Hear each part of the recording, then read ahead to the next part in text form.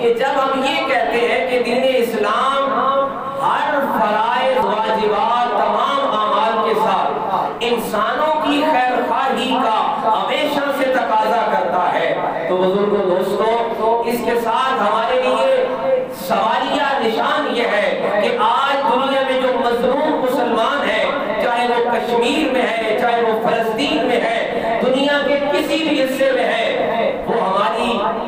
ہماری طرف دیکھ رہے ہیں اور ان کی نگاہیں ہمیں پکار رہی ہیں کہ اپنے فرائض اور واجبات کا اہتمام کرنے والوں، اپنی مساجد کو سجانے والوں، تلاوت قرآن کا اہتمام کرنے والوں، قبلہ اول مسجد اقصی آج بھی اہل ایمان کو بلا رہی ہے کہ دیکھو یہاں پہ یہود نے قبضہ کر رکھا ہے اور مسلمانوں پہ دن رات ظلم و ستم ہو رہا ہے۔ تو عزیز مکرم، آج جب ہم توبہ و استغفار کریں گے، آج جب ہم اپنے رب سے، اپنے مالک اور اپنے خالق سے اپنے گناہوں کی معافی طلب کریں گے، تو اس کے ساتھ دنیا کے ان مظلوم مسلمانوں کے لیے دیکھیں نا، ایمان کی ایک صرف یہ بتائی گئی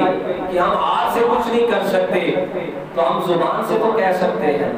ہم مظلوم کے خلاف جو ظلم ہو رہا ہے، مظلوم کی حمایت کے لیے اپنی آواز کو تو بلند کر سکتے ہیں نا، تو لہٰذا یہ بھی صدقے میں شامل ہوگا کہ آج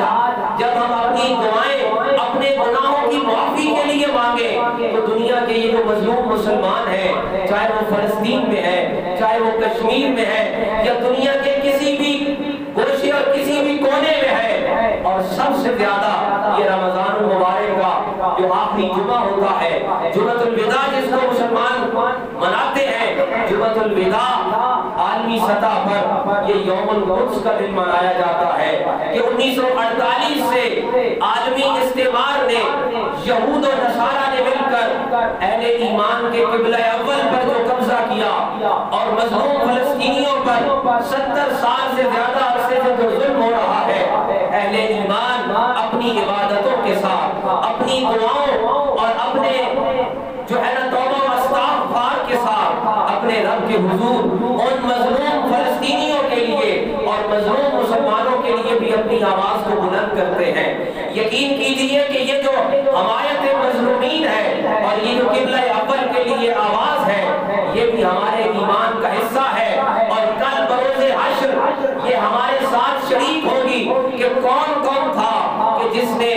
ظالم کے خلاف آواز بلند کی۔ آج حالت یہ ہے کہ ہمارے یہ عالم اسلامی ملک جن کے پاس دولت ہے، جن کے پاس دنیا کی ہر آسائش ہے، اور یہ اسرائیل کے ساتھ تعلقات بنا کر، سفارت خانے کھول کر قبلہ اول کا سودا کر رہے ہیں، مظلوم مسلمانوں کے لہو کا سودا کر رہے ہیں، ہم یہاں بیٹھ کے اور کچھ نہیں کر سکتے۔ ہمارے پاس وہ مال و دولت بے شک نہ ہو، ہمارے پاس بے شک وہ ٹیکنالوجی نہ ہو کہ جن سے ہم ان کا مقابلہ کر سکیں، لیکن ہم ظلم کے خلاف اپنی آواز کو بلند کر سکتے ہیں۔ رب کے حضور جب ہم توبہ کریں، ہم استغفار کریں، اپنے گناہوں کی معافی مانگیں، تو ہم ساتھ یہ بھی آواز بلند کر سکتے ہیں کہ بارے الہ